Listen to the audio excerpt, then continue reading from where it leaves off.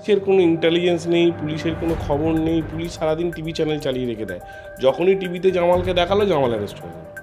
তাহলে TV জামালকে arrest করলো না পুলিশ জামালকে অ্যারেস্ট করলো, সেটা তুমি বলো। তাহলে গণপিটুনি বলো আর এই জয়ন্তরা বলো, পশ্চিমবাংলায় ছিল, মিডিয়া দুদিন দেখিয়েছে প্রাইম টাইমে, তাই পুলিশ এদেরকে অ্যারেস্ট করেছে। কাল আবার ছেড়ে দেবে, আবার রাস্তায় ঘুরে বেড়াবে। পুলিশে যারা চাকরি করে তাদের সম্পত্তি দেখো না, হঠাৎ একদিনে হক চকিয়ে যাচ্ছ কেন? পুলিশে যারা চাকরি করে, কনস্টেবল থেকে অফিসার, এসপি র্যাঙ্কের অফিসারদের বাস্তবে কি টাকা পয়সা আছে তুমি দেখো তো। এটা একটা জয়েন্ট নেক্সটা বাস্তবে ছিল, আজকে মিডিয়ায় উঠে এসছে। পশ্চিমবাংলার পুলিশ মিডিয়া ছাড়া কোনো কাজ করে না, এটা বাস্তব কথা। যেদিন যেটা মিডিয়ায় দেখায় সেদিনই তাকে অপরাধী বলে মনে করে। এই যে সোনারপুরে একজন জামাল বলে অ্যারেস্ট হয়েছে, দিনের পর দিন চোখের সামনে সম্পত্তি বৃদ্ধি করে একটার পর একটা তার বাড়িতে নাকি কচ্ছপ গোড়া উঠছে। তার মানে পুলিশের কোনো ইন্টেলিজেন্স নেই, পুলিশের কোনো খবর নেই, পুলিশ সারাদিন টিভি চ্যানেল চালিয়ে রেখে দেয়। যখনই টিভিতে জামালকে দেখালো, জামাল অ্যারেস্ট হয়ে গেল। তাহলে টিভি জামালকে অ্যারেস্ট করলো না পুলিশ জামালকে অ্যারেস্ট করলো, সেটা তুমি বলো। তাহলে গণপিটুনি বলো আর এই জয়ন্তরা বলো, পশ্চিমবাংলায় ছিল, মিডিয়া দুদিন দেখিয়েছে প্রাইম টাইমে, তাই পুলিশ এদেরকে অ্যারেস্ট করেছে। কাল আবার ছেড়ে দেবে, আবার রাস্তায় ঘুরে বেড়াবে।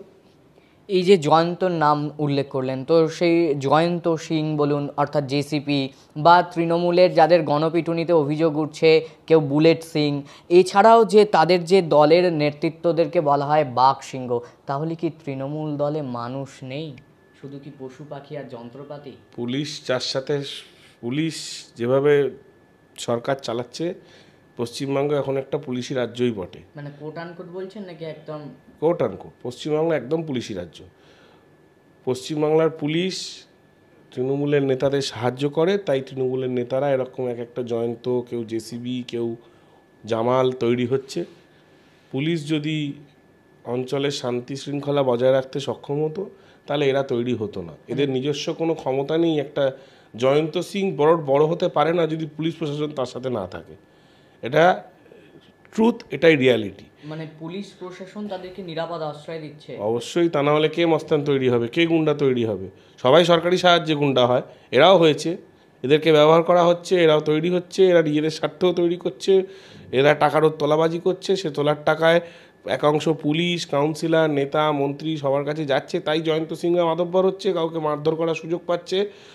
পুলিশ যদি অঞ্চলে বার্তা দেয় আমি একটা জয়ন্তকে মাথা তুলে দাঁড়াতে দেবো না, ডায়লগে নয় কাজে, তাহলে জয়ন্ত তৈরিই হবে না।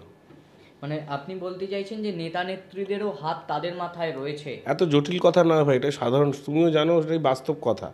আমরা ক্যামেরার সামনে অনেক কথা বলি না বলে মনে হয় যে এটাই বোধহয় প্রথম শুনছি, তা নয়।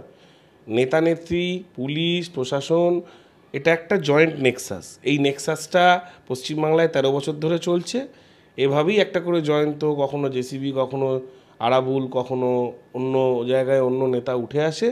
কখনো টিভিতে দেখালে তারা গ্রেপ্তার হয়, নাহলে তারা বিরাজ অঞ্চলে বিরাজ করে। এটা একটা জয়েন্ট নেক্সাস। তুমি আজকে পুলিশে যারা চাকরি করে তাদের সম্পত্তি দেখো না, হঠাৎ একদিনে হক চকিয়ে যাচ্ছ কেন? পুলিশে যারা চাকরি করে, কনস্টেবল থেকে অফিসার, এসপি র্যাঙ্কের অফিসারদের বাস্তবে কি টাকা পয়সা আছে তুমি দেখো তো। এটা একটা জয়েন্ট নেক্সাস।